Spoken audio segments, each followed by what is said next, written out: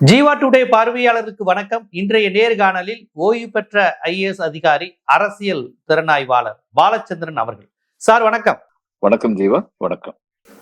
தமிழ்நாடு தேர்தல் களம் சமீபத்தில் யாரும் கண்டிராத ஒரு வித்தியாசமான களத்தை நோக்கி போகிறது. தமிழ்நாடுனாலே எலெக்ஷன் முடியும், கலைஞரோ ஜெயலலிதாவோ யாரோ ஒருத்தர் உடனே சிஎம் ஆயிடுவாங்க. அதே மாதிரிதான் கடந்த முறையும் ஜெயலலிதா அம்மையார் இருந்தாங்க. இறந்ததுக்கு அப்புறம் ஒரு எடப்பாடி அவர்கள் வந்தாங்க. இங்க ஸ்டாலின் ஜெயிச்சாங்க. ஆனா இந்த முறை பாத்தீங்கன்னா யாருக்குமே பெரும்பான்மை எண் கிடைக்கல. அந்த மந்திர எண் கிடைக்காம அலைமோதுகின்ற நிலை வருது. இதுல பயங்கரமான கணிப்புகள்லாம் வருது. திமுக கூட்டணியில இருக்கிறவங்க போய் ஆதரவு தெரிவிப்பாங்கன்னு, இல்ல அதிமுக ரெண்டா உடைய போகுது, சி.வி. சண்முகமும் செங்கோட்டையனும் பேச்சுவார்த்தை நடத்திக்கிட்டு இருக்கிறாங்க, முதலமைச்சர் பதவி எனக்கு வேணும்னு கேட்கிறாங்க, இப்படின்னு பல்வேறு செய்திகள் வந்து அப்பப்போ பிரேக்கிங் ஆகுது.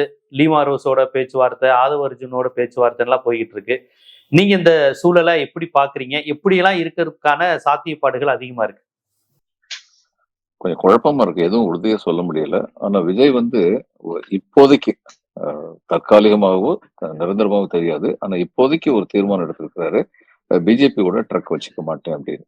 ஏன்னா பிஜேபி ஒரு ஹிண்ட் கொடுத்தாங்க, விஜய்வுக்கு வந்து ஆட்சி அமைக்கிறது வந்து இடைஞ்சல் பண்ணாதீங்க அப்படின்னு பொதுவா ஒரு ஸ்டேட்மெண்ட் கொடுத்தாங்க.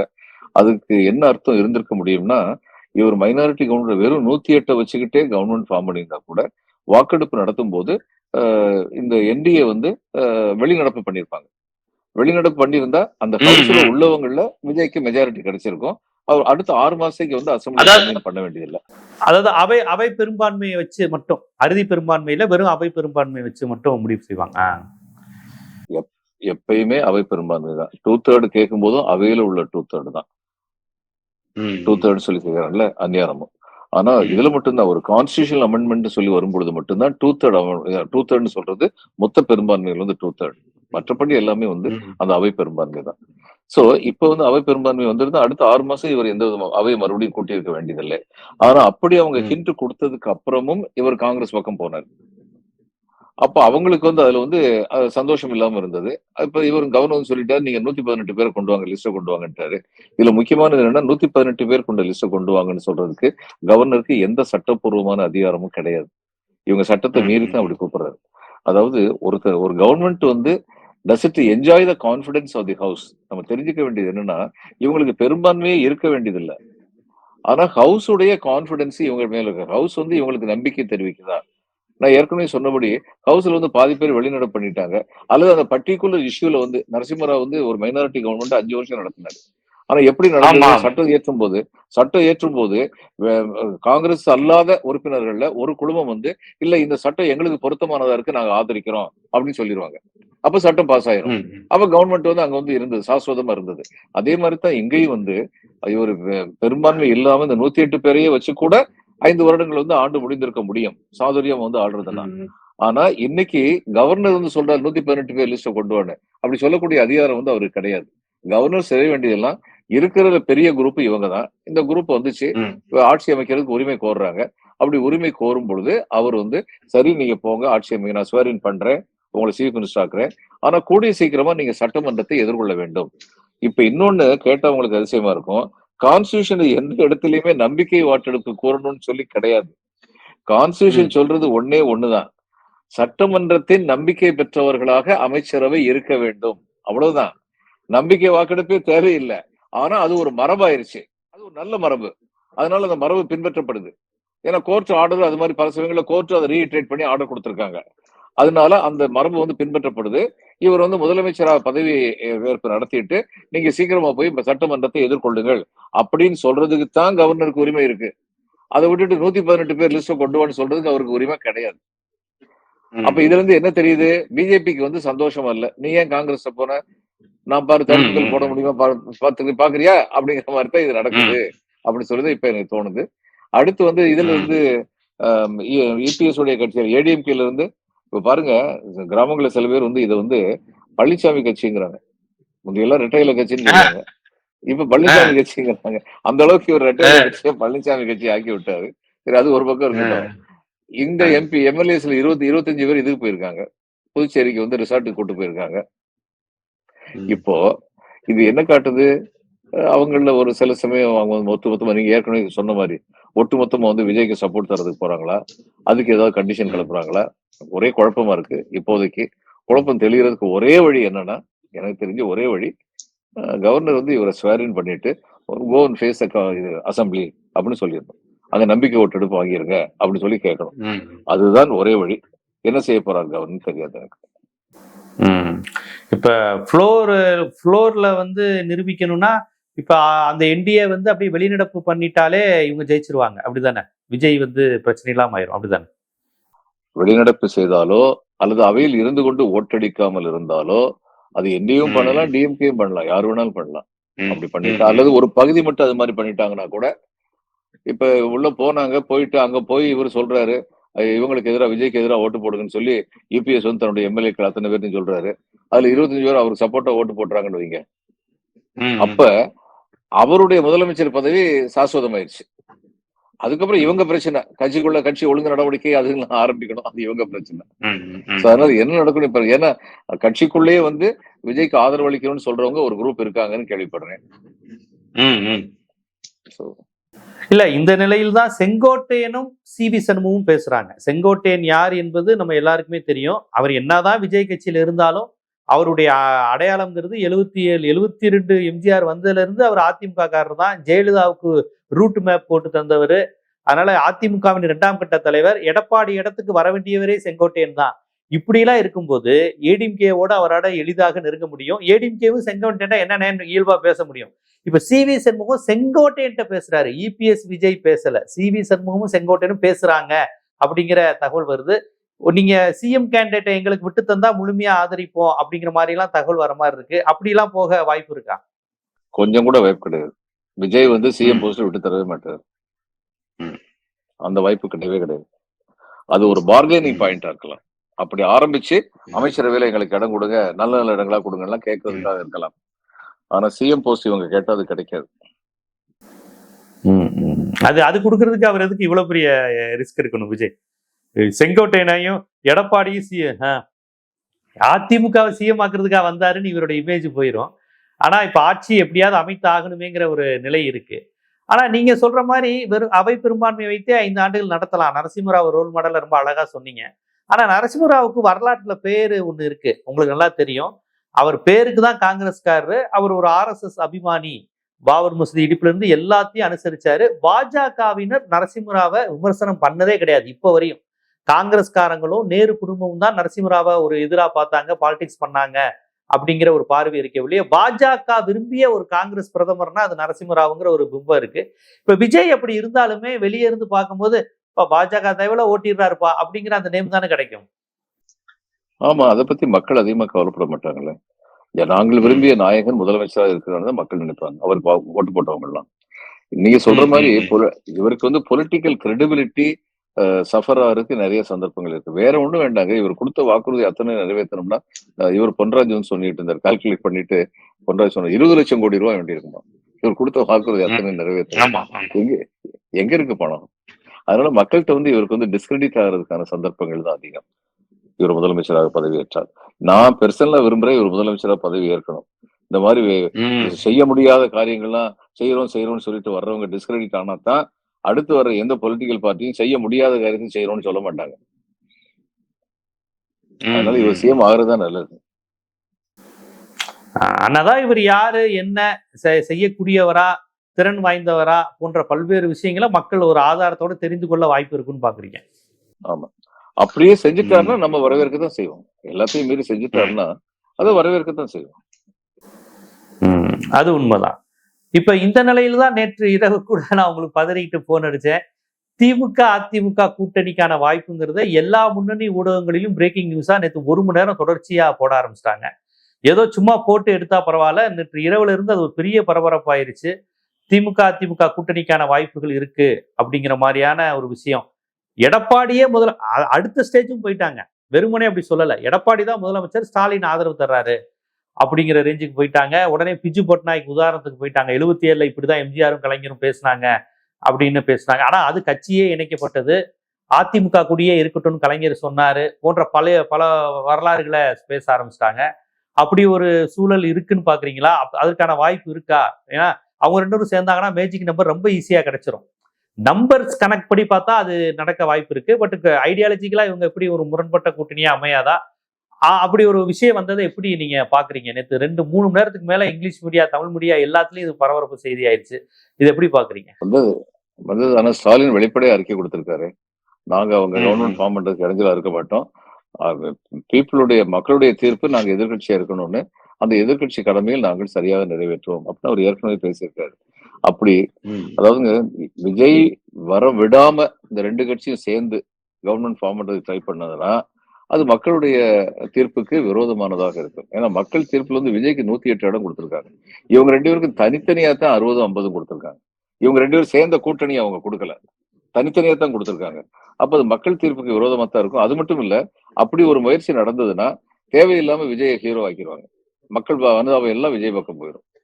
இந்த 2 பேரும் சேர்ந்துக்கிட்டு பாத்தியா, கூட்டு களவாணித்தனமா 2 பேரும் சேர்ந்துக்கிட்டு அந்த சின்ன பையனை தட்டி விட்டாங்க அப்படின்னு சொல்லி நினைக்க ஆரம்பிச்சிருவாங்க. இது தேவையில்லாதது, அன்எத்திக்கல் அந்த மாதிரி பண்றது. வாய்ப்பும் இல்ல, ஒரு அறமும் அல்ல. அறமும் இல்ல. விஜய் கவர்மெண்ட் ஃபார்ம் பண்ணாரு, கவர்மெண்ட் நிலைச்சு நிக்கல, விழுந்துருச்சு. அதுக்கப்புறம் வந்து இன்னொரு எலெக்ஷன் வேண்டாங்கிறதுக்காக நாங்க 2 பேரும் சேர்றோம் அப்படின்னு இவங்க பேசினாலாவது மக்கள் அதை ஏத்துக்குவாங்க, ஏத்துக்கிடலாம்.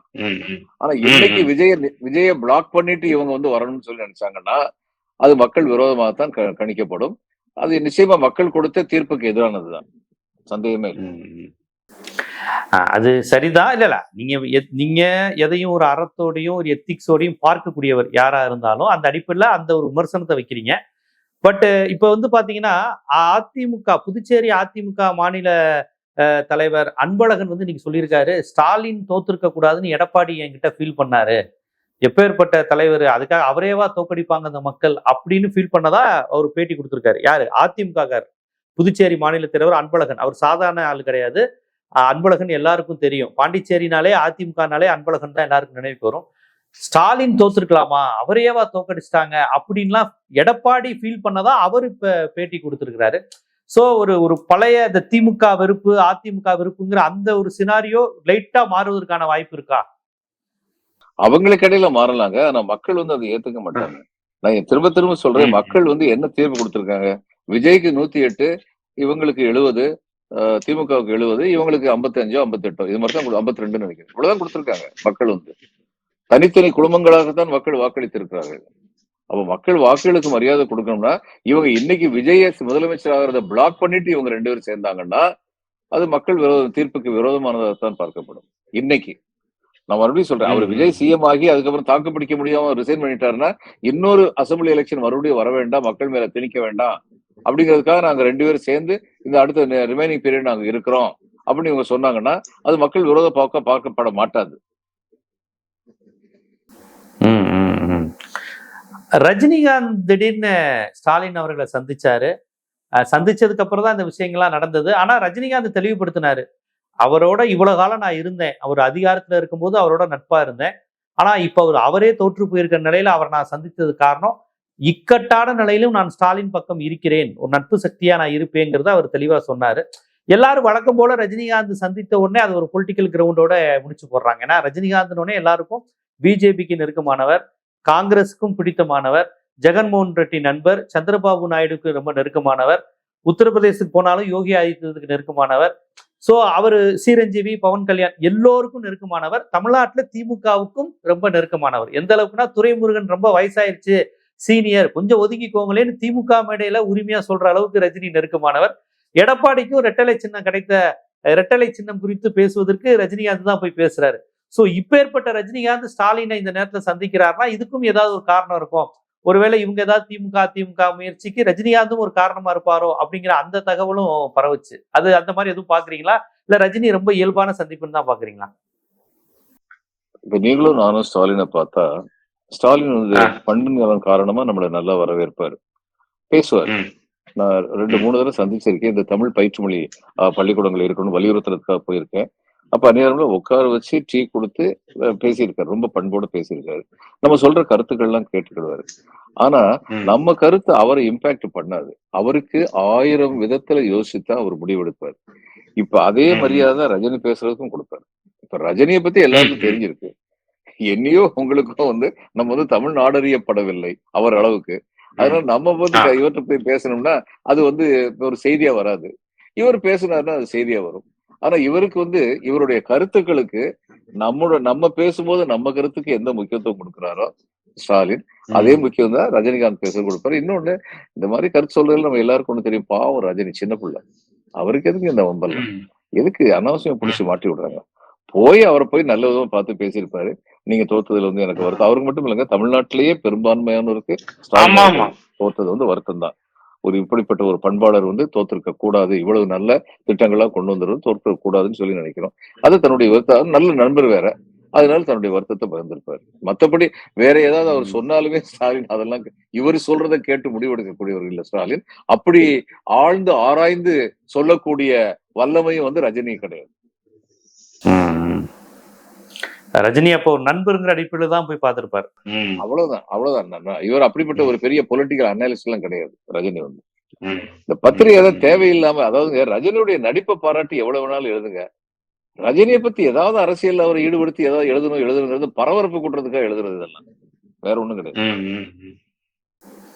ஒரு சுவாரஸ்யத்துக்காண்டி எழுதுறாங்க. ஏன்னா நேற்று இரவிலிருந்து இதுதான் பிரச்சனை. விஜய் முதலமைச்சராவதுக்குள்ள சிக்கல் என்ன?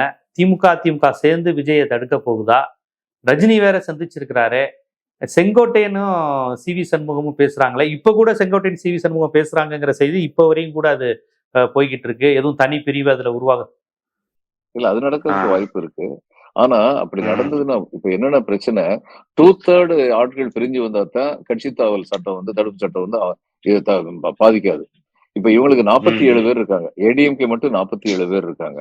அப்படின்னா 32 பேர் வெளியில வரணும். 32 பேர் வெளியில வந்தா தான் அவங்க பதவி நீக்கம் செய்யப்பட மாட்டாங்க. அப்போ அது இல்லாம பதவி நீக்கம் 32 பேர் இல்ல, பதவி நீக்கமும் இருக்கக்கூடாது அப்படின்னா என்ன செய்யணும்? ஹவுஸ்ல வந்து இவங்களுக்கு எதிராக விஜய்க்கு ஆதரவு ஓட்டு போடணும். ஓட்டு போடணும்னு இவர் வந்து இது பண்ணி பதவியில இருந்து கட்சியில இருந்து அவர் டிஸ்மிஸ் பண்ணுவாரு. கட்சியில இருந்து டிஸ்மிஸ் பண்ணதுக்கு அப்புறம் தே பிகம் இண்டிபெண்டன்ஸ். அவங்க பதவி அதுக்கு பறிக்க முடியாது. அந்த இது வந்து இது கொடுப்பாங்க, இன்ஸ்ட்ரக்ஷன் கொடுப்பாங்க, இந்த மாதிரி தான் ஓட்டு போடணும்னு. அப்ப அந்த மாதிரி ஓட்டு போடாதவங்க மேல நடவடிக்கை எடுக்க முடியும். இந்த சட்டங்கள்லாம் பின்னாடிதான் வரும். ஆனா இப்போதைக்கு வந்து 32 பேர் வரலன்னா இவங்க வந்து வர்றதுக்கு விரும்ப மாட்டாங்க. ஏன்னா அவங்க பதவி போயிடும். இவ்வளவு கஷ்டப்பட்டு பல பேர் கஷ்டப்பட்டாங்க. இன்னும் பல பேர் ஏகப்பட்ட பணம் செலவழிச்சாங்க. அதையெல்லாம் விட்டுட்டு இன்னைக்கு எம்எல்ஏ பதவி விட்டுட்டு வரமாட்டாங்க. கண்டிப்பா. ஆனா அதிமுக காலத்துல தேமுதிக கூட்டணியில இருந்து பிரிந்த போது விஜயகாந்திடமிருந்து தனி அணியா பிரிஞ்சு வந்து மாஃபா பாண்டியராஜன், அருண் பாண்டியன், விஜயகாந்தி நெருங்கிய நண்பரான சுந்தரராஜன் உட்பட எல்லோரையும் அப்படியே கொஞ்சம் கொஞ்சமா ஜெயலலிதாவை தனியா சந்திக்கிற மாதிரி சந்திச்சு தொகுதி தொடர்பா பேசுறோம்னு சொல்லி தனி அணியாவே உருவானாங்களே. அதை நம்ம கண்கூடா பார்த்தோமே. 2011 to 16 ஆட்சி காலத்துல விஜயகாந்த் கட்சியில இருந்து எதிர்கட்சிங்கிற அந்தஸ்தை இழக்க வச்சாங்களே. அப்படியே பிரிஞ்சு வந்தாங்களே. அப்படி ஒரு கான்செப்ட் வந்தது நம்ம இப்ப சமீபத்திலே பார்த்தோம், ஜெயலலிதா ஆட்சி காலத்திலே. அதனால அப்படியெல்லாம் வருமா, என்ன ஏது, எடப்பாடி என்ன முடிவெடுப்பாரு அப்படிங்கிறதெல்லாம் பொறுத்து தான் பார்க்கணும். ஆனா நீங்க சொல்ற மாதிரி ஒரு யாருக்கும் வந்து நாட்டின் நலன் வந்து ஃபர்ஸ்ட் ப்ரையாரிட்டி கிடையாது. தன்னலன் தான் ஃபர்ஸ்ட் ப்ரையாரிட்டி. தன்னலன் அடிப்படையில தான் முடிவு எடுக்கிறாங்க. இந்த எம்எல்ஏக்கள் எல்லாரும் கஷ்டப்பட்டு வந்தவங்க, பல பேர் உழைச்சு வந்தாங்க. அந்த பல பேர் செலவழிச்சு வந்தாங்கிறத மாநில மக்களுக்கு நல்லா தெரியும். அவ்வளவு செலவழிச்சு இன்னைக்கு எல்லாத்தையும் இழந்துட்டு நிக்கிறதுக்கு அவங்க தயாரா இருக்க மாட்டாங்க. அதன் அடிப்படையில் தான், அந்த பேஸில் தான் அவங்க வந்து அவங்களுடைய தீர்மானங்கள் இருக்கும். அப்படிங்கிறத வச்சு பார்க்கும்போது சில குழப்பங்கள் தொடர்ந்து நடக்கிறதுக்கான வாய்ப்புகள் இருக்கு தமிழ்நாட்டுல. அப்படிதான் முடிவு.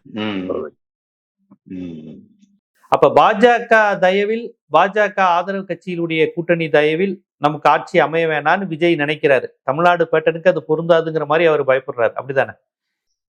இந்த நிமிஷம் வரைக்கும் அப்படி இருக்காரு. ஏன்னா அப்படி இல்லைன்னா அவர் காங்கிரஸ் சப்போர்ட்டை கேட்டிருக்க மாட்டார். மறைமுகமா வந்து இவங்க பிஜேபி சொன்னதுக்கு அப்புறமும், அவருடைய ஆட்சிக்கு இடைஞ்சல் பண்ணாதீங்கன்னு சொன்னதுக்கு அப்புறமும், that was a clear signal BJP கொடுத்தது. நாங்க இடைஞ்சல் பண்ண மாட்டோம் அப்படின்னு சொல்லி. அதுக்கப்புறம் இவர் காங்கிரஸ் கூட சேர்ந்ததுனாலதான் கவர்னர் வந்து இது மாதிரி உங்களுக்கு 118 மெம்பர் இல்லைன்னு சொல்ல பேச ஆரம்பிக்கிறாங்க. ஏற்கனவே சொன்னேன், கவர்னருக்கு அப்படி 118 மெம்பரை கூட்டுவாங்கன்னு சொல்றதுக்கு எந்த சட்டப்பூர்வமான அதிகாரமும் கிடையாது. கண்டிப்பா ரொம்ப தெளிவா சொல்லியிருக்கீங்க. ஆனா காங்கிரஸ் போறத ஒரு தார்மீக அடிப்படையில் திமுக ஆதரவாளர்கள் ஒரு துரோகம் செஞ்சுட்டாங்க, ராகுல் இப்படி ஒரு இது பண்ணக்கூடாது அப்படிங்கிற மாதிரியான ஒரு வருத்தப்படுறாங்களே. அதாவது போகக்கூடாதுன்னு இவங்க சொல்ல முடியாது, அது இன்னொரு கட்சி. இருந்தாலும் என்ன காங்கிரஸ் காத்திருந்த மாதிரி இப்படி விஜய்க்கு போறாங்களே அப்படிங்கிற மாதிரி ஒரு துரோக பட்டத்தை காங்கிரஸுக்கு திமுகவினர் கொடுக்குறாங்க. அதை எப்படி பாக்குறீங்க? திமுக சைடுல இருந்து அது சரியா தான் இருக்கு. ஆனா காங்கிரஸ் வந்து ம். பொலிட்டிக்கல் எக்ஸ்பீடியன்சின்னு ஒண்ணு சொல்லுவாங்க ஆங்கிலத்துல. அந்தந்த ம். நேரத்துல அரசியலுக்கு தங்கள் தங்கள் நலனுக்கு தேவையான முடிவை எடுப்பதுதான் அரசியல்வாதியுடைய நேச்சர், இயற்கை அப்படின்னு சொல்லுவாங்க. இன்னைக்கு வந்து அவங்க ம். நினைக்கிறாங்க இவங்க தாவேகா வந்து வளர்கிற கட்சி, எதிர்காலத்திற்கான கட்சி அப்படின்னு. பிளஸ் அவங்களுக்கு வந்து டிஎம்கே விட்டு போறதுல ஒரு பெரிய லாஸ் என்னன்னா, டிஎம்கே வந்து பிஜேபியை பெர்மனண்டா எதிர்க்கிற ஒரு கட்சி. இவங்க பிஜேபி வந்து ம். நேஷனல் லெவல்ல எதிர்க்கிறதுக்கு டிஎம்கே சப்போர்ட் தேவை. இந்த விஜயும் அந்த சப்போர்ட்டை கொடுப்பாரு, கொடுக்கணும் அப்படின்னு ஆசைப்படுறதுனாலதான் இந்த அக்ரிமெண்ட் வந்து அடுத்த லோக்சபா எலெக்ஷன் வரைக்கும் சேர்த்து போட்டாங்க. அப்ப காங்கிரஸோடய அவர் இருப்பாருன்னா பிஜேபியோட போக மாட்டாரு. ஆனா அப்படி பிஜேபியோட போனாருன்னா காங்கிரஸ் வந்து உடைச்சுக்கும் அப்படின்னு சொல்லி போட்டிருக்காங்க. இது ஒரு டெஸ்பரேட் மெஷர் தான். அதாவது இன்னைக்கு நான் உங்களோட சேர்றதுங்கிறது இன்னைக்கு தேதிக்கு மட்டும் இல்ல. நம்பர் 1 எனக்கு 2 மந்திரி பதவி கிடைக்குது. 2 கொடுப்பாரு அவர் வந்து. ஏற்கனவே சொல்லியிருக்காருல்ல. அப்ப 2 மந்திரி பதவி கிடைக்குது. தமிழ்நாட்டுல 50, 60 வருஷத்துக்கு அப்புறம் காங்கிரஸ்காரர் வந்து மந்திரியா போறாரு. கட்சியை வளர்க்கறதுக்கு அது வந்து உதவி செய்யும். அப்படிங்கிறது ஒண்ணு. ஆனா நீண்ட நெடுங்காலம்னு பார்க்கும்போது இந்த ஆன்டி பிஜேபி இதுல இருந்து இவர் மாறிடக்கூடாது. அதனால முதல் கண்டிஷனே நாங்க உங்களுக்கு சப்போர்ட் கொடுக்கிறோம். நீங்க வந்து தேச ஒருமைப்பாட்டுக்கு விரோதமான மதசார்பற்ற தன்மைக்கு விரோதமான யாரு கூடயும் எந்த கட்சிகள் கூடயும் நீங்க வந்து இது வச்சுக்கிட கூடாது அப்படின்னு சொல்லி அவங்க கண்டிஷன் போட்டிருக்காங்க. அது வந்து என்டிஏக்கு எதிரா. என்டிஏ கூட நீங்க போக கூடாது. அது ஏடிஎம்கேனாலும் சரி, பிஎம்கேனாலும் சரி, பிஜேபினாலும் சரி, நீங்க போக கூடாது அப்படின்னு கண்டிஷனா தான் போட்டிருக்காங்க. விச் மீன்ஸ் இவர் அதை வயலேட் பண்ணாருன்னா அந்த கண்டிஷன்ல இருந்து எப்ப வேணாலும் இவங்க வந்து இதுல இருந்து கூட்டணி இருந்து விலகிக்கலாம். காங்கிரஸ் வந்து இட் இஸ் பாசிபிள். ஆனா நீங்க பாப்பீங்க, நான் இப்பயே ஒண்ணு சொல்றேன், என்ன நடக்கும்னு இப்பயே ஒண்ணு சொல்றேன். அப்படி ஒரு நிலைமை வந்ததுன்னா இவர் வந்து பிஜேபியோட வந்து தொடர்பு வச்சுக்கிட்டாருன்னா காங்கிரஸ் மேலிடம் வந்து இவங்களுக்கு ஒத்துரும். நீங்க இதுல வந்து வந்துருங்க, ஆட்சியில இருந்து வந்துருங்க, கூட்டணியில இருந்து நம்ம விலகுறோம்னு. இந்த 5 பேர்ல அட்லீஸ்ட் 4 பேர் வந்து காங்கிரஸ் விட்டு விலகி இவரு தாவேகா பக்கம் போயிடுவாங்க. அதான் நடக்கும். பார்ப்போம். தமிழ்நாடு இதுவரை காணாத ஒரு அரசியல் சூழல். எலெக்ஷன் முடிஞ்சோமா, ஆட்சியை அமைச்சோமான்னு இருந்துச்சு தமிழ்நாடு நீண்ட நெடிய காலமாக. இப்ப இப்படி ஒரு சூழல் தமிழ்நாட்டுக்கு ரொம்ப புதிதான ஒரு சூழல் வந்திருக்கு. தமிழ்நாடுனாலே கிளீன் சிட்டு தான். திமுகவோ அதிமுகவோன்னு கொடுத்துக்கிட்டு இருந்தாங்க. இப்ப இப்படி ஒரு 3வது ஒரு கட்சி வந்து இப்படி ஒரு சூழல் வந்துருச்சு. இப்படியெல்லாம் போக போகுதுங்கிறத நம்ம பொறுத்திருந்து தான் பார்க்கணும். இது குறித்து சட்ட ரீதியாகவும், டெக்னிக்கலாகவும், அரசியல் ரீதியாகவும், அறத்தின் அடிப்படையிலும், தார்மீக அடிப்படையிலும் எப்படியெல்லாம் இது போகணும், போயிருக்கணும் அப்படிங்கிறத உங்களது பார்வையிலிருந்து எடுத்து வச்சீங்க. மிக்க நன்றி. வணக்கம் ஜீவன். வணக்கம்.